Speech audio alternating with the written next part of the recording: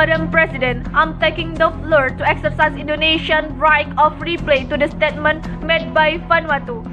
It is shameful that a single country continues to have excessive and unhealthy obsession about how Indonesia should act or govern itself.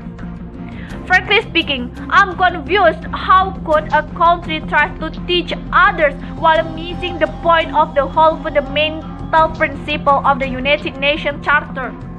Let me tell them the following. To do what is right is to respect the principle of non-interference in the domestic affairs of other countries, and to do what is right, it is to respect the sovereignty and territorial integrity of other countries. So until you have done so, please keep the sermon to yourself. Madam President, the President of Indonesia said a few days ago in this great hall of nations, and I quote, "We must promote a win-win approach, albeit relation among states that is mutually beneficial," unquote.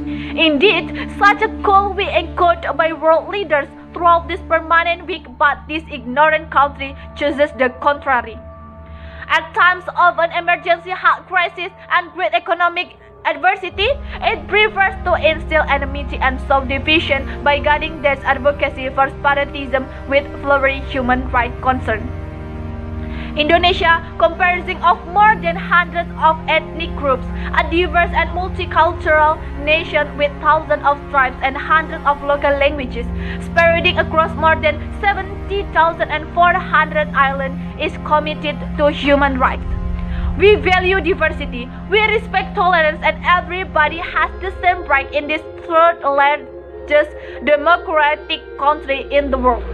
We have also promoted and protected human rights where each individual has the same rights under the law.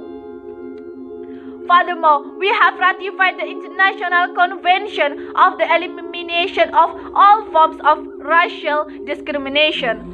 Well, interestingly, Vanuatu has not even signed it, and how could one talk about promoting the rights of indigenous people when it does not even sign the International Convention on Economic, Social, and Cultural Rights, the core human rights instrument? This actually raises the question, do they really care about indigenous concerns? More importantly, Vanuatu has not signed and ratified the Convention Against Torture and Other Cruel, Inhuman, or Degrading Treatment or Punishment. We call on the government of Vanuatu to please fulfill your human rights responsibility to your people and the world. Madam President, the acquisition of human rights is typically a toll that they shall and stage over the years in the whole. Let me tell them you are no representation of the people of Papua, and stop fantasizing of being one. Papuans are Indonesians. All of us play an important role in the development of Indonesia, including the island of Papua.